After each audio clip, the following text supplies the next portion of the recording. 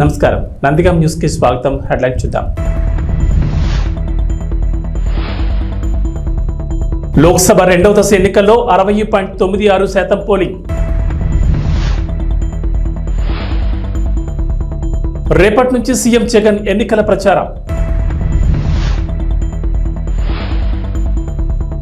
రాష్ట్రాన్ని నాశనం చేస్తుంటే చూస్తూ ఊరుకోను కేసీఆర్. కేటీఆర్ పై వ్యాఖ్యలు, కొండా సురేఖకు సీఈసీ నోటీసులు. లోక్సభ రెండవ దశ ఎన్నికల్లో పోలింగ్ మరింత తక్కువగా నమోదైంది. తొలి విడతలో 65.5% పోలింగ్ నమోదు కాగా రెండో విడతలో అంతకంటే తక్కువగా 60.96% పోలింగ్ మాత్రమే నమోదైంది. రెండో విడత ఎన్నికల పోలింగ్ మొత్తం 13 రాష్ట్రాలు, కేంద్రపాలిత ప్రాంతాల్లోని 88 లోక్సభ నియోజకవర్గాల్లో జరిగింది. ఈ 88 నియోజకవర్గాల్లో కేరళలోని మొత్తం 20 లోక్సభ స్థానాలున్నాయి. అదేవిధంగా కర్ణాటకలో 14, రాజస్థాన్లో 13, ఉత్తరప్రదేశ్, మహారాష్ట్రలో 8 చొప్పున, మధ్యప్రదేశ్లో 7, అస్సాం, బీహార్లో 5 చొప్పున, పశ్చిమ బెంగాల్, ఛత్తీస్గఢ్లలో 3 చొప్పున, జమ్మూ కాశ్మీర్, మణిపూర్, త్రిపురలో ఒక్కో లోక్సభ స్థానానికి పోలింగ్ జరిగింది. ఏపీ సీఎం వైఎస్ జగన్ నిర్వహించిన మేమంతా సిద్ధం బస్సు యాత్ర గ్రాండ్ సక్సెస్ అయింది. ఎన్నికల తొలి విడత ప్రచారంలో భాగంగా మార్చి 27న వైఎస్ఆర్ జిల్లా ఇడుపులపాయలో దివంగత నేత వైఎస్ రాజశేఖర రెడ్డి ఘాట్ వద్ద నివాళులర్పించి మేమంతా సిద్ధం బస్సు యాత్ర చేపట్టిన సీఎం జగన్ బుధవారం శ్రీకాకుళం జిల్లా అక్కవరం వద్ద నిర్వహించిన సభతో ముగించారు. 22 రోజుల పాటు 23 జిల్లాలు, 86 నియోజకవర్గాల్లో 2188 కిలోమీటర్ల సాగిన బస్సు యాత్రకు జనాలు బ్రహ్మరథం పట్టారు. ఇక మరోసారి అధికారంలోకి రావడమే లక్ష్యంగా ఎన్నికల ప్రచార భేరిని సీఎం మోగించనున్నారు.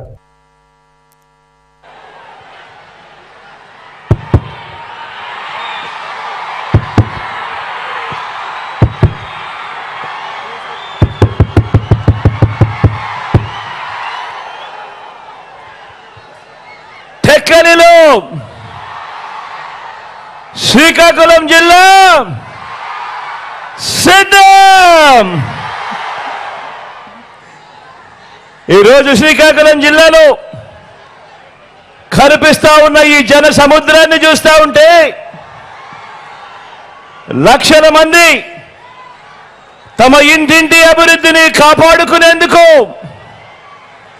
కదిలిన సికోలు సింహాలు ఈ విప్లవ గడ్డ మీద, ఆ పెత్తందారుల ముఠా మీద ఎగరవేస్తా ఉన్న విప్లవ బావుట కనిపిస్తా ఉంది ఇక్కడ ఈ రోజు ఈ సభలో. రాయలసీమ నుంచి ఉత్తరాంధ్ర వరకు అడుగడుగునా కూడా జన సముద్రం. వైఎస్ఆర్ జిల్లా నుంచి శ్రీకాకుళం వరకు దారి పొడుగునా కూడా జన సునామీ చూస్తా ఉంటే 25 పార్లమెంట్లకు 25 పార్లమెంట్లు, 175 అసెంబ్లీ స్థానాలకు 175 అసెంబ్లీ స్థానాలు, మొత్తంగా డబుల్ సెంచరీ కొట్టేందుకు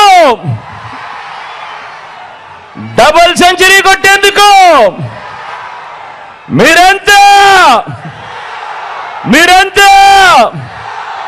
సిద్ధమేనా?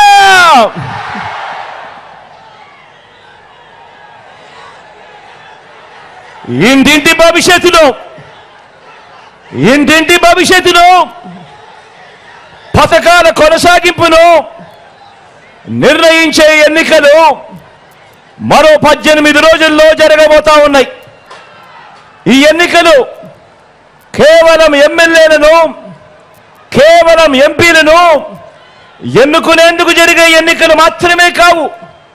ఈ ఎన్నికలు ఈ 58 నెలల కాలంలో బలమైన పునాదులతో పేదల కోసం తీసుకువచ్చిన అనేక సంస్కరణలు, అనేక పథకాలు, ఇవన్నీ కూడా కొనసాగాల లేదా వద్దా అన్నది నిర్ణయించే ఎన్నికలు ఈ జరగబోతా ఉన్న ఈ కురుక్షేత్రం.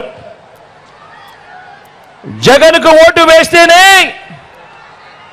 పథకాలన్నీ కూడా కొనసాగుతాయి. ప్రాణాలకు తెగించి వచ్చినా పర్వాలేదనుకుని ఆమరణ నిరాహార దీక్షతో తెలంగాణ కోసం పోరాడా. కష్టపడి తెచ్చుకున్న తెలంగాణను నా కళ్ళ ముందే నాశనం చేస్తుంటే చూస్తూ ఊరుకోను. యుద్ధం చేసేందుకు మీరు నాకు బలం ఇవ్వాలి అని బీఆర్ఎస్ అధినేత మాజీ ముఖ్యమంత్రి కల్వకుంట్ల చంద్రశేఖరరావు విజ్ఞప్తి చేశారు. దేశాన్ని 10 ఏళ్లుగా పాలించిన బీజేపీ పేదలకు ఏం చేసిందని ప్రశ్నించారు. అచ్చేదిన్ వచ్చిందా సత్యదిన్ వచ్చిందా అని మండిపడ్డారు.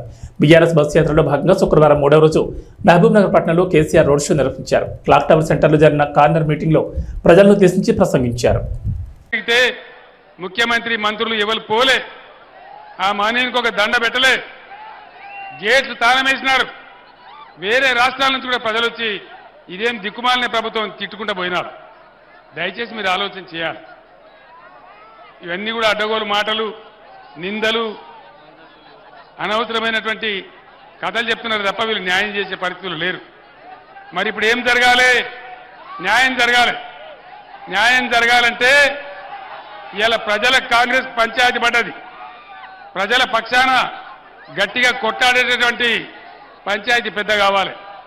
ఆ పంచాయతీ పెద్ద ఎవరు? ఎవరు? కేసీఆర్ఏనా? బీఆర్ఎస్ ఏనా? నేను మీ అందరినీ ప్రార్థించేది ఒకటే, నేను ఇంకా సూర్యాపేటకు వెళ్ళాలా, విషయాలన్నీ మీరు టీవీలో చూస్తూ ఉన్నారు. నిన్న రాత్రి టీవీ 9లో నేను కూడా అన్ని చెప్పినాను, మీకు అన్ని విషయాలు తెలిసిపోయినాయి. తప్పకుండా మళ్ళా మన రాజ్యమే వస్తుంది, అనుమానం లేదు. ఎవడు కూడా ఆపలేడు. బ్రహ్మాండంగా తెలంగాణ మనం కలగన్న బంగారు తెలంగాణ అయ్యేదాకా మనం అద్భుతంగా తీసుకొని పోవాలి. నేను మిమ్మల్ని అందరినీ ప్రార్థించేది,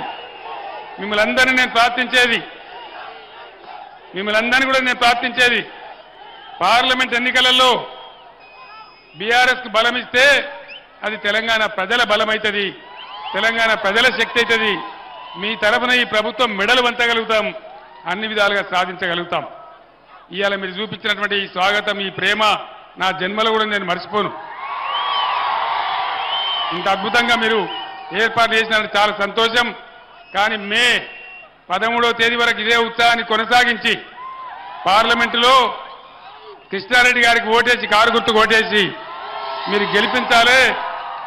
ఇవాళ 10-12 ఎంపీలు మనం గెలిస్తే తెలంగాణలో భూమి ఆకాశం ఒకటి చేసేంత పోరాటం చేస్తాను, నేను మనవి చేస్తా ఉన్నాను. మీరిచ్చే బలంతోనే కేసీఆర్ కానీ బీఆర్ఎస్ కానీ పోరాటం చేయగలుగుతారు, మీకు న్యాయం చేయగలుగుతారు, హామీలు అమలు చేయించగలుగుతారు, ఈ కాంగ్రెస్ ప్రభుత్వం మెడలు వంచగలుగుతారు, రైతులకు న్యాయం జరుగుతుంది, కరెంటు చక్కగా వస్తుంది. కాబట్టి దయచేసి ఈ ఎన్నికల్లో బీఆర్ఎస్ అభ్యర్థి కృష్ణారెడ్డి గారి కారు గుర్తుకు ఓటేసి గెలిపించాలని మీ అందరినీ కూడా కోరుతూ నేను సూర్యాపేటకు బయలుదేరుతా ఉన్నా. జై తెలంగాణ, జై తెలంగాణ, జై తెలంగాణ. కారు గుర్తుకే, కారు గుర్తుకే, జై తెలంగాణ. మంత్రి కొండా సురేఖపై కేంద్ర ఎన్నికల సంఘం ఆగ్రహం వ్యక్తం చేసింది. బీఆర్ఎస్ వర్కింగ్ ప్రెసిడెంట్ కేటీఆర్పై ఇటీవల చేసిన అనుచిత వ్యాఖ్యల నేపథ్యంలో ఆమెను ఈసీ హెచ్చరించింది. ఎన్నికల వేళ జాగ్రత్తగా మాట్లాడాలని సూచించింది. ఆరోపణ చేసే సమయంలో బాధ్యతగా వ్యవహరించాలని, స్టార్ క్యాంపెయినర్గా మంత్రిగా మరింత బాధ్యతగా ఉండాలని హితవు పలికింది. కాగా ఈ నెల 1వ తేదీన వరంగల్లో జరిగిన ఎన్నికల ప్రచారంలో కేటీఆర్పై మంత్రి కొండా సురేఖ విమర్శలు గుప్పించారు. ఫోన్ ట్యాపింగ్ వ్యవహారంలో కేసీఆర్ కేటీఆర్పై తీవ్ర ఆరోపణలు చేశారు. ఫోన్ ట్యాపింగ్తో ఎంతో మంది హీరోయిన్లను బ్లాక్మెయిల్ చేశారని, అధికారులను బదిలీ చేశారని, అనేక మందిని ఉద్యోగాలు కోల్పోయి జైలుకు వెళ్లేలా చేశారని ఆరోపించారు. ఈ వ్యాఖ్యలపై బీఆర్ఎస్ అభ్యంతరం వ్యక్తం చేస్తూ ఎన్నికల సంఘం దృష్టికి తీసుకెళ్లింది. బీఆర్ఎస్ నేత దాసు శ్రవణ్ ఈసీకి ఫిర్యాదు చేసిన క్రమంలో నేడు మంత్రి వ్యాఖ్యలు తప్పుపట్టింది ఎన్నికల సంఘం. అధికారంలో ఉన్న మాకు తెలుసు, మరి ప్రజల సొమ్మునంతా దుర్వినియోగం చేసి ఈ రోజు మీరు కోట్లు దండుకొని ఒక పక్క నీ బిడ్డ లిక్కర్ స్కామ్ లో మరి 100 కోట్ల కోసం జైల్లోకి పోయింది, నీ కొడుకేమో ఫోన్ ట్యాపింగ్ చేసుకుంటూ ఈ రోజు ఎంతో మంది హీరోయిన్లు అటువంటి వాళ్ళని కూడా బ్లాక్ మెయిల్ చేసి కొంతమంది అధికారులను ఈరోజు బలి చేసి వాళ్ళ ఉద్యోగాలు పోయి జైళ్లలోకి పోయేటువంటి పరిస్థితి తీసుకొచ్చిండు. మరొక పక్క కాళేశ్వరం మేడిగడ్డ గట్టి మరి మీరు మొత్తానికి కాళేశ్వరాన్ని మేడిగడ్డను కూడా ఈరోజు కూల్చాలా, ఏం చేయాలో తెలియనటువంటి పరిస్థితుల్లో మీరు వదిలిపెట్టిపోవడం అనేది చాలా బాధాకరం. అధికారంలో ఉన్న మాకు తెలుసు, మరి ప్రజల సొమ్మునంతా దుర్వినియోగం చేసి నాకు ఎలాంటి ఇల్లీగల్ వ్యవహారాలతో నాకు సంబంధం లేదు. ఫోన్ ట్యాపింగ్ అని చెప్పి లీకు వీరుడు రేవంత్ రెడ్డి గారు పాపం డైరెక్ట్గా ప్రెస్ కాన్ఫరెన్స్ పెట్టే దమ్ము లేదు, డైరెక్ట్గా ఆధారాలు ప్రజల ముందు పెట్టే దమ్ము లేదు, ఏముందో విషయం ఎవరికి తెలియదు. పోలీస్ రిమాండ్లో ఉన్న వాళ్ళకి కూడా ఫోన్లకు వెళ్ళి మీకు లీకులు వస్తాయి. ఈయన లీకు వీరుడు. మరి ఈ లీకు వీరుడు ఏదో కష్టపడి నా క్యారెక్టర్ అసాసినేషన్ చేయాలనే ప్రయత్నంలో చాలా బలంగా ఉన్నాడు. ఎవరో హీరోయిన్లను నేను బెదిరించిన అంటది ఆ మంత్రి. ఆమెకు నెత్తుందా లేదా నాకు తెలియదు. నాకంత కర్మ ఏంది, నాకు ఈ దిక్కుమాలిన పనులు చేయాల్సిన పరిస్థితి ఏంది, నాకు ఎలాంటి ఫోన్ ట్యాపింగ్ వ్యవహారంతో నాకు ఎలాంటి సంబంధము లేదు. ఈ అడ్డమైన మాటలు ఎవరైనా మాట్లాడితే, చెత్త మాటలు ఎవరైనా మాట్లాడితే వారు మంత్రి అయినా ముఖ్యమంత్రి అయినా తాట తీస్తాము, లీగల్గానే చూసుకుంటాం. తాట తీస్తామంటే మళ్ళీ మీరు ఇదే యూట్యూబ్లో తమ్మునీళ్ళు పెట్టి తాట తీస్తామన్నాడు, ఈయనకు అహంకారం ఎక్కువ అని చూపెడకూరి. అదే వినండి, తొందరపడకండి. తప్పకుండా లీగల్గానే ఎదుర్కొంటాం, న్యాయపరంగానే ఎదుర్కొంటాం. మాకు ఎవరిని బెదిరించాల్సిన అవసరం కానీ ఎవరిని. మంత్రి కొండా సురేఖకు లీగల్ నోటీసులు పంపారు బీఆర్ఎస్ వర్కింగ్ ప్రెసిడెంట్ కేటీఆర్. దీనికి సంబంధించి పూర్తి అప్డేట్స్ మా ప్రతినిధి సతీష్ ఫోన్ ఇన్ ద్వారా అందిస్తారు. సతీష్, కేటీఆర్ కొండా సురేఖకు లీగల్ నోటీసులు పంపించినట్లుగా తెలుస్తుంది. దీనిపై సురేఖ కూడా స్పందించినట్లుగా సమాచారం అందుతుంది. డీటెయిల్స్ ఏంటి? వర్కింగ్ ప్రెసిడెంట్ కేటీఆర్ కొద్దిసేపటి క్రితమే లీగల్ నోటీసులు ఇచ్చారు. ఆయన మీద కామెంట్ చేస్తున్నటువంటి, దాని మీద ఆరోపణలు చేస్తున్నటువంటి వాళ్ళకి లీగల్ నోటీసులు ఇచ్చారు. దాంట్లో ముఖ్యంగా మంత్రి కొండా సురేఖకు తో పాటుగా ఎమ్మెల్యే ఎన్ఎం శ్రీనివాస్ రెడ్డితో పాటుగా మరి కొంతమంది నాయకులు, అంటే కాంగ్రెస్ నాయకులు, ఆయన మీద సిరిసిల్ల నుంచి పోటీ చేసినటువంటి కేకే మహేందర్ రెడ్డి కూడా నోటీసులు ఇచ్చారు. వీటితో పాటు కొన్ని ఛానల్స్ అంటే యూట్యూబ్ ఛానల్స్ కి, మీడియా సంస్థలకు కూడా లీగల్ నోటీసులు పంపించారు. ప్రధానంగా గత వారం రోజులుగా కేటీఆర్ మీద చేస్తున్నటువంటి ఆరోపణలు ఖచ్చితంగా ప్రూవ్ చేయాలి, లేకుంటే పరువు నష్టం దావా వేస్తానని చెప్పి కూడా కేటీఆర్ హెచ్చరించారు. ఆ చెప్పినటువంటి విధంగానే పరువు నష్టం కోసం సంబంధించి ఇప్పుడు లీగల్ నోటీసులు కూడా పంపించారు. ట్యాపింగ్ వివరాలు ముఖ్యంగా ప్రధానంగా ప్రస్తుతం ఏదైతే ఇష్యూ కొనసాగుతుందో ఫోన్ ట్యాపింగ్ సంబంధించి ఆయన లేకున్నప్పటికీ కూడా ఆయనకు ఎలాంటి సంబంధం లేకుండా తన పేరును ప్రస్తావిస్తున్నారు. అందుకోసమే నేను లీగల్ నోటీసులు ఇస్తున్నాను, అవాస్తవమైనటువంటి ఆరోపణలు చేస్తున్నా అని చెప్పి కూడా కేటీఆర్ చెప్తున్నారు. ఈరోజు ఉదయం తెలంగాణ భవన్ లో మీడియా సమావేశంలో కూడా మాట్లాడారు. దీనికి సంబంధించి లీగల్ నోటీసులు కూడా పంపిస్తాం అని చెప్పినటువంటి విధంగానే లీగల్ నోటీసులు పంపించారు. అయితే ట్యాపింగ్ కు సంబంధించి ఏమాత్రం సంబంధం లేకపోయినా తన పేరుని కుట్రపూరితంగా ప్రస్తావిస్తున్నారని కేటీఆర్ చెప్తున్నారు. తన ప్రతిష్టకు భంగం కలిగించే విధంగా మాట్లాడుతున్న వీళ్ళందరిపైన కూడా న్యాయపరమైన చర్యలు తీసుకున్నట్టు కూడా ఆయన చెప్తున్నారు. వాళ్ళతో పాటు కంటే ఎలాంటి ఆధారాలు లేకుండా కేవలం పేరుని ప్రస్తావిస్తూ ఈ విధంగా ప్రచారం చేస్తున్నటువంటి దానికోసమే తాను లీగల్ నోటీసులు పంపిస్తానని కూడా చెప్పడం జరిగింది. ఈరోజు ఉదయం చెప్పినటువంటి విధంగానే నలుగురికి మంత్రి కొండా సురేఖతో పాటుగా ఎమ్మెల్యే ఎన్ఎం శ్రీనివాస్ రెడ్డి, అదేవిధంగా కేకే మహేందర్ రెడ్డి కాంగ్రెస్ పార్టీకి సంబంధించినటువంటి సిరిసిల్ల ఇన్ఛార్జిగా ఉన్నటువంటి కేకే మహేందర్ రెడ్డి కూడా యాసంగి ధాన్యం కొనుగోళ్లు 10 లక్షల టన్నులు మైలురాయిని దాటాయి. ఇందులో 50% పైగా కొనుగోళ్లు నిజామాబాద్, నల్గొండ, సూర్యాపేట జిల్లాలలో జరిగాయి. ఏప్రిల్ 24 నాటికి 1.59 లక్షల మంది రైతుల నుంచి 10.51 లక్షల టన్నుల ధాన్యాన్ని కొనుగోలు చేసినట్లు పౌర సరఫరాల సంస్థ వర్గాల సమాచారం. రైతులకు 950.19 కోట్ల మొత్తాన్ని చెల్లించారు. 1,360.27 కోట్లు చెల్లించాల్సి ఉంది. 23వ తేదీ వరకు 9.44 లక్షల టన్నుల ధాన్యం కొనుగోలు చేయగా 24న ఒక్కరోజే 1.07 లక్షల టన్నులు కొన్నారు. కొనుగోలులో నిజామాబాద్ జిల్లా 2,57,167 టన్నులతో తొలి స్థానంలో ఉంది. ఆ తర్వాత 2,17,068 టన్నులతో నల్గొండ జిల్లా రెండో స్థానంలో ఉండగా 1,10,044 టన్నులతో సూర్యాపేట జిల్లా మూడో స్థానంలో ఉన్నాయి. గత ఏడాది ఏప్రిల్ 24వ తేదీ నాటికి కొనుగోలు చేసిన ధాన్యం 2.51 లక్షల టన్నులు. అప్పట్లో కొనుగోలు ఏప్రిల్ 13న ప్రారంభం కాగా ఈ ఏడాది అంతకంటే ముందు మార్చి 25 నుంచి మొదలయ్యాయి. ఆదిలాబాద్, ఆసిఫాబాద్, గద్వాల, వికారాబాద్ జిల్లాలో వరి సాగు ఆలస్యమైన పంట చేతికి రాక ఇంకా కొనుగోలు ప్రారంభం కాలేదని అధికారులు చెబుతున్నారు. దేశవ్యాప్తంగా ఎండలు మండిపోతున్నాయి. పలు రాష్ట్రాల్లో అధిక ఉష్ణోగ్రతలు నమోదవుతున్నాయి. తెలుగు రాష్ట్రాల్లోనూ ఎండలు మండిపోతున్నాయి. పగటి ఉష్ణోగ్రతలు 36 నుంచి 43 డిగ్రీల పైన నమోదవుతున్నాయి. పొద్దున్న 8 గంటలకే భానుడు తన ప్రతాపాన్ని చూపిస్తున్నాడు. ఈ నేపథ్యంలో మరో వారం రోజుల పాటు దేశంలోని పలు రాష్ట్రాల్లో ఇదే పరిస్థితి కొనసాగుతుందని భారత వాతావరణ శాఖ హెచ్చరికలు జారీ చేస్తుంది. వేసవి సెలవుల రద్దీని ఎదుర్కొనేందుకు దక్షిణ మధ్య రైల్వే ప్రత్యేక ఏర్పాట్లు చేస్తోంది. ఇప్పటికే రెగ్యులర్ మార్గాల్లో రద్దీకి అనుగుణంగా ప్రత్యేక కోచ్ల సంఖ్య పెంచుతోంది. వేసవి సెలవులతో పాటుగా ఎన్నికల కోసం సొంత ప్రాంతాలకు వచ్చే వారితో ఇప్పటికే మే 11, 12, 13 తేదీల్లో తెలుగు రాష్ట్రాల మధ్య నడిచే రైళ్లు దాదాపు ఫుల్ అయ్యాయి. ఇదే సమయంలో తెలుగు రాష్ట్రాల్లో కనిపిస్తున్న డిమాండ్ మేరకు వారాంతపు రైళ్లను నడపాలని దక్షిణ మధ్య రైల్వే నిర్ణయించింది. ఈసారి వేసవి సెలవుల వేళ రైళ్లలో రద్దీ ఎక్కువగా ఉంటుంది. ఇప్పటికే కనిపిస్తున్న వెయిటింగ్ లిస్టుల ఆధారంగా వారాంతంలో ప్రత్యేక రైలు నడపాలని నిర్ణయించింది. ప్రత్యేక రైళ్ల వివరాలను అధికారులు వెల్లడించారు. 072334 నెంబర్ గల రైలు ఈ నెల 28 నుంచి జూన్ 30 తేదీ వరకు ప్రతి ఆదివారం సికింద్రాబాద్ నుంచి సంతర్గచ్చి వరకు నడుస్తుందని అధికారులు తెలిపారు. తెలంగాణ మహారాష్ట్ర సరిహద్దుల్లోని గడ్చిరోలి జిల్లా ప్రాణహిత తీరం ఆవల ఏనుగుల మంద సంచరిస్తుందన్న సమాచారంతో తెలంగాణ రాష్ట్ర అటవీ శాఖ అప్రమత్తమైంది. ప్రాణహిత దాటి ఏ క్షణమైన ఏనుగుల మంద కొమరంభీం జిల్లాలోకి ఎంట్రీ ఇచ్చే అవకాశాలున్నాయన్న సమాచారంతో అలర్ట్ అయింది. గుంపు నుండి తప్పిపోయి కాగజ్నగర్ కారిడార్ అడవుల్లో సంచరించి 2 రైతులను పొట్టన పెట్టుకున్న ఏనుగు తిరిగి గుంపుగా వచ్చే ప్రమాదం ఉందన్న సమాచారంతో రక్షణ చర్యలకు రెడీ అయింది. జిల్లా అడవుల్లోకి ఏనుగుల మంద వస్తే ఆ సంక్షోభాన్ని ఎలా ఎదుర్కోవాలన్న అంశంపై మేడ్చల్ మల్కాజ్గిరి జిల్లా దోలపల్లి అటవీ అకాడమీలో ప్రత్యేకంగా అటవీశాఖ వర్క్షాప్ నిర్వహించింది. రాష్ట్రంలోని అన్ని జిల్లాల అటవీ ముఖ్యాధికారులు పాల్గొన్న ఈ సమావేశంలో అటవీశాఖ సంరక్షణ ప్రధానాధికారి PCCF RM డొబ్రియాల్ సిబ్బందికి అధికారులకు పలు సూచనలు సలహాలు చేసినట్లు సమాచారం. ఎన్నికల్లో ఓటు వేయడం ద్వారా వైకాపా అరాచక పాలనకు చరమగీతం పాడాలి. ప్రజల సంక్షేమం అభివృద్ధి లక్ష్యంగా పనిచేసే ఎన్డీఏ కూటమి అభ్యర్థులను గెలిపించేందుకు ప్రతి కార్యకర్తగా సైనికుడిగా కాదు సైన్యంలా పోరాడాలని సినీ నటుడు హిందూపూర్ ఎమ్మెల్యే నందమూరి బాలకృష్ణ కోరారు. కందుకూరు నియోజకవర్గం గుడ్లూరు, నెల్లూరు నగరంలో నిర్వహించిన స్వర్ణాంధ్ర సాకార యాత్రలో ఆయన మాట్లాడారు.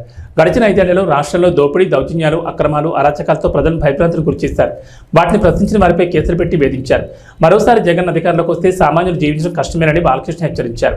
టీడీపీ సూపర్ 6ను వివరించారు. రాళ్లపాడు జలాశయాన్ని పట్టించుకొని చిన్ననాటరిపిలో ఉద్యాన కళాశాలకు భవనాలు నిర్మించాలని అసమర్థ ప్రభుత్వాన్ని విమర్శించారు. రాత్రికి నెల్లూరులోని టీడీపీ రాష్ట్ర ప్రధాన కార్యదర్శి శ్రీనివాసరెడ్డి ఇంట్లో బాలకృష్ణ బస చేస్తారు. అందరికీ నమస్కారం. నెల్లూరు ప్రవాసులందరికీ నా హృదయపూర్వక నమస్కారాలు. అది ఎక్కడి నుంచి మొదలు పెట్టాలి? నెల్లూరు పట్టణం ప్రవేశించిన దగ్గర నుంచి కూడా ముందు పిల్లలు, చెట్టు తమ్ముళ్ళు జెండాలు పట్టుకుని ఊపుతూ,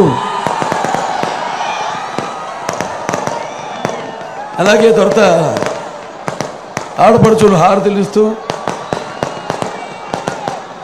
మన 3 పార్టీలు తెలుగుదేశం, అటు జనసేన, ఇటు బీజేపీ పార్టీల కార్యకర్తలు వాళ్ళ ఉరుకులెత్తుతున్న ఉత్సాహం, అభిమానం, చూపిస్తున్న అభిమానం, అలాగే ఈ యొక్క మన ప్రజాస్వామ్య పరిరక్షణ కోసం బద్ధ కంకణులైన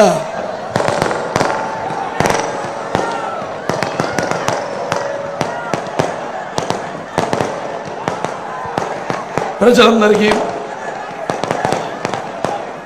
అలాగే తెలుగుదేశం పార్టీ విజయాలకి హారతలిస్తూ, అలాగే నీరాజనాలు అర్పిస్తున్న నా తెలుగింటి ఆడపడుచులకి, యువతరానికి ప్రతినిధులు, నవతరానికి నాయకులు, భావతరానికి భారతదేశపు మహాశక్తి అయిన యువతరానికి నా అభిమానులకు ముందుగా నా హృదయపూర్వక చేస్తే రాళ్ళంత జనం,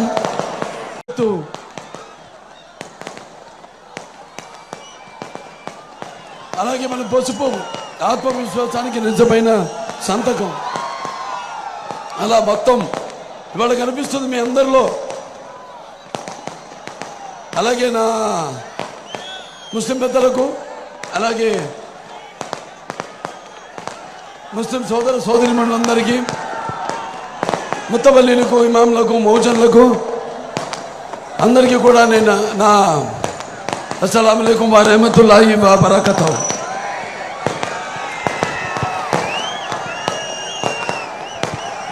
ఇప్పుడు ఇవాళ మన రాష్ట్రం చాలా క్లిష్ట పరిస్థితుల్లో ఉంది. కాబట్టి ఈ జరగబోయే ఎన్నికల రణరంగంలో మన భవిత కోసం, అలాగే మన రాష్ట్ర భవిత కోసం, మన భావితరాల భవిత కోసం మనం పోరాడవలసిన ఇదొక మహాకురుక్షేత్రం, మహాయుద్ధం. मैं हिंदुस्तान हूँ, हिमालय मेरे सरहदों के निगहबा और गंगा मेरी पवित्रता की सौगंध. तारीख के इंतजार से मैं अंधेरों और उछालों का साथी हूँ और मेरे खाक पे संगे मरमराने में चादरों में लिपटी हुई ये इमारतें दुनिया से कह रही है कि जालिमों ने मुझे लूटा, मेहरबानों ने मुझे संभाला, नादानों ने मुझे जंजीरें पहना दी और मेरे छाने वालों ने उन्हें खान फेंका. सारे जहां से अच्छा हिंदू सिता हमारा, हम बुलबुले हैं कि इसके ये गुल सिता हमारा. ఇలా మత సామర్థ్యానికి, అలాగే సర్వమత సౌభ్రాతృత్వానికి ఒక ప్రతీక మన దేశం. ఇవాళ మరి నాన్నగారి దగ్గర నుంచి కూడా మనం గుర్తు చేసుకోవాల్సిన అవసరం ఉంది. వాళ్ళ పరిస్థితులు అలా ఉన్నాయి. మరి ఆనాడు నాన్నగారు ముందుగా అటువంటి ఆయన కడుపులో జన్మనిచ్చినందుకు, నన్ను మీ అందరి గుండెలో ఆయన ప్రతిరూపంగా నిలిపినందుకు విశ్వవిఖ్యాత నట సార్వభౌమ, అలాగే నటనకి విశ్వరూపం ఏమిటో చూపించిన నటసింహం అలాగే నాకు ఐపీఎల్లో పంజాబ్ కింగ్స్ జూల్ విదిల్చింది. భారీ టార్గెట్ చేజింగ్లో జానీ బేర్స్టో 48 బాల్స్లో 8 4లు 9 6లతో 108 రన్లు చేసి నాటౌట్గా నిలిచారు. శశాంక్ సింగ్ 28 బాల్స్లో 2 4లు 8 6లతో 68గా నాటౌట్ నిలిచారు.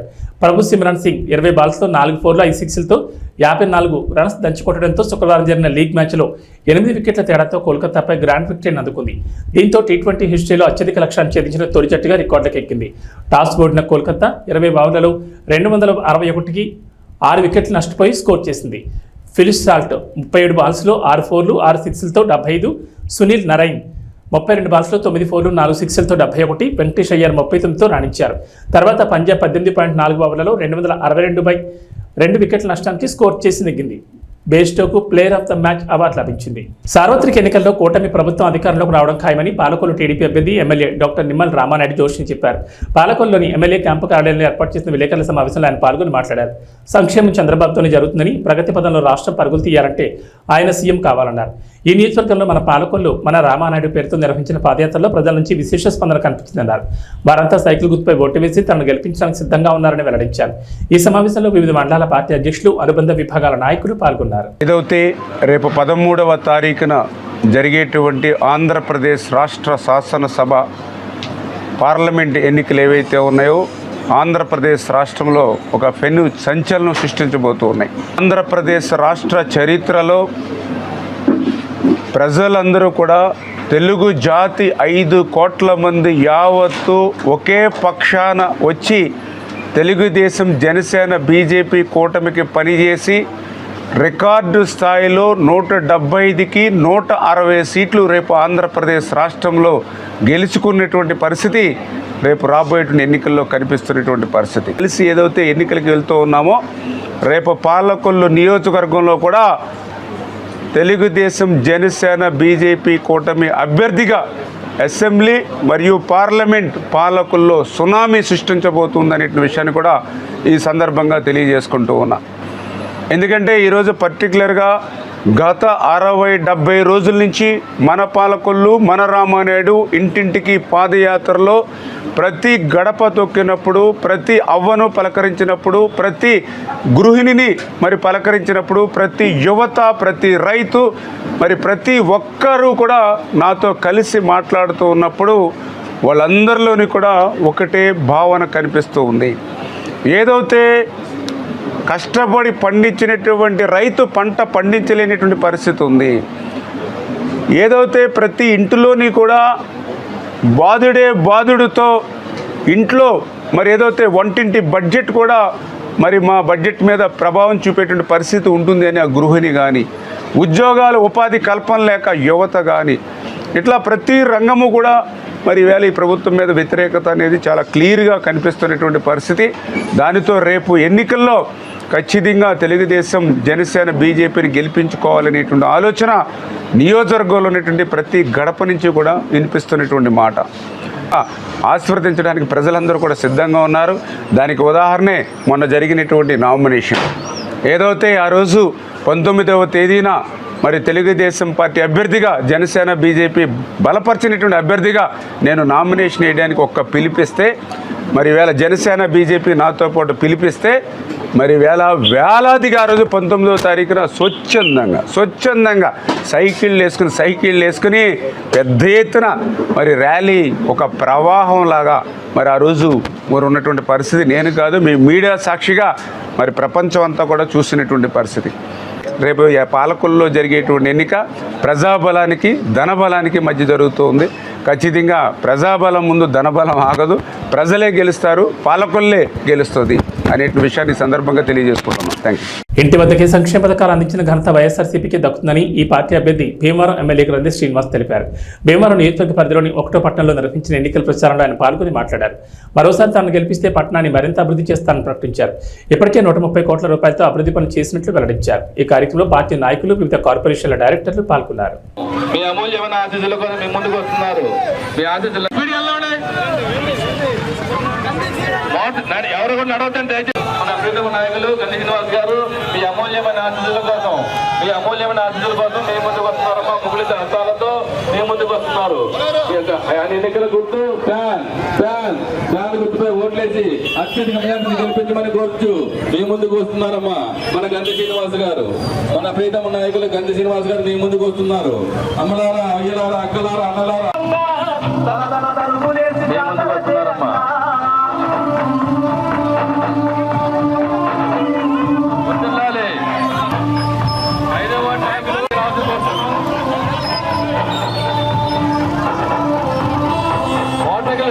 మోటార్ పెట్టండి. ఆట పైకి ఎత్తమ్మా, పైకి పాటలు కోయమని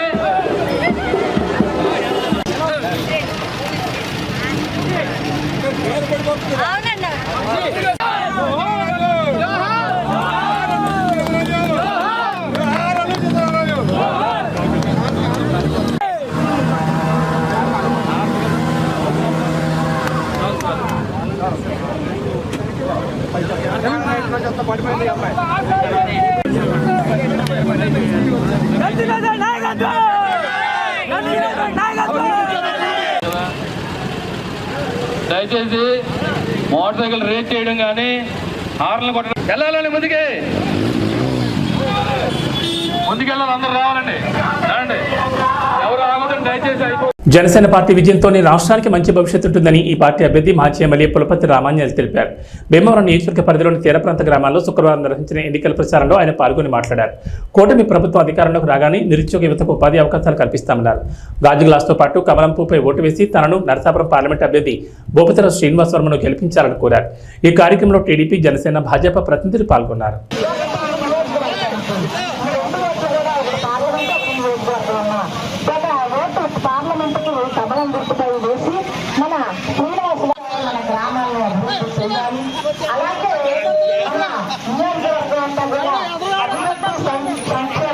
సాధించాలి అన్న ముఖ్య ఉద్దేశంతో మరొకసారి మీ ముందుగా వస్తున్నారండి.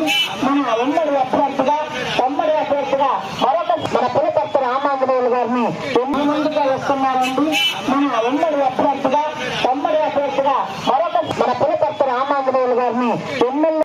రాష్ట్రంలోని ప్రజలు మళ్లీ జగనన్న పాలనే కావాలని ఉండి వైఎస్ఆర్సీపీ అభ్యర్థి పీవీఎల్ నరసింహరాజు తెలిపారు. నియోజకవర్గ కేంద్రమైన ఉండిలో నిర్వహించిన వైఎస్ఆర్ కాంగ్రెస్ పార్టీ కార్యకర్తల ఆత్మీయ సమావేశంలో ఆయన పాల్గొని మాట్లాడారు. ప్రభుత్వం ప్రవేశపెట్టిన పథకాలు పేద ప్రజలను అభివృద్ధి వైపు నడిపిస్తుందన్నారు. ఫ్యాన్ గుర్తుకు బొట్టు వేసి జగన్మోహన్ రెడ్డిని మరోసారి ముఖ్యమంత్రిని చేయాలన్నారు. ఈ కార్యక్రమంలో పార్టీ నాయకులు పాల్గొన్నారు. జగన్మోహన్ రెడ్డి గారు ఎప్పుడు కూడా పేదవారిని నీతి కొన్ని కార్యక్రమాలు కరోనా కష్టకాలంలో ఎవరికాళ్ళు వ్యాపారాలు చేసుకున్నారు. కానీ ఆయన సొంత రూపాయలు ఆయన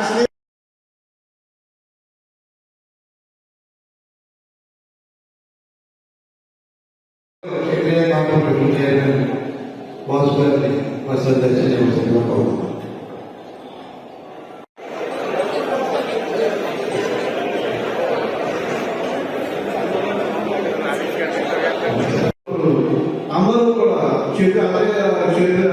వాళ్ళు చేయాలి తప్ప ఆయన కాదు. మన పార్టీ ముఖ్యం చంద్రబాబు గారు మాకు ఆయన స్నేహితులు అని చెప్పి ఆయన వెంటనే ఉండేది. ఆయన అందరూ కూడా వాళ్ళు చేయాలి తప్ప ఆయన కాదు.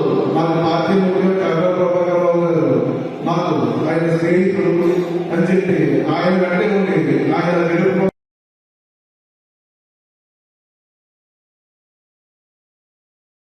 ఉన్నటువంటి ఈ పార్టీలో ఖచ్చితంగా రేపు జగన్మోహన్ రెడ్డి గారు సీఎం అవ్వాలి. ఇక్కడ ఇవి బులెటిన్ విశేషాలు. నమస్కారం.